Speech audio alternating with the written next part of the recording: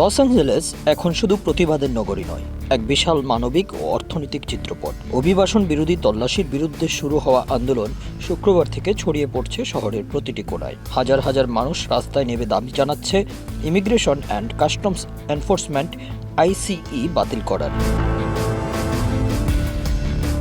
মার্কিন গণমাধ্যম CBS news জানিয়েছে, সম্প্রতি লস অ্যাঞ্জেলেসের ওয়েস্ট লেক এবং প্যারামাউন্ট এলাকায় অভিযান চালানো হয়। প্যারামাউন্ট শহরের 82% বেশি হিস্পানিক লাতিন আমেরিকান। প্যারামাউন্টের একটি হোম ডিপো শপে আইসিই অভিযান চালিয়েছে বলেও খবর পাওয়া যায়। সেখান থেকেই আন্দোলনের শুরু।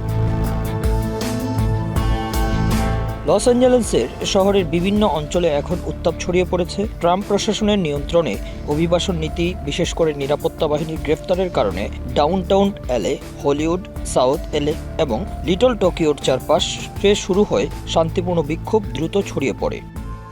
পুরো ভিডিওটি দেখতে কমেন্টসে পিন করা লিঙ্কে ক্লিক করুন।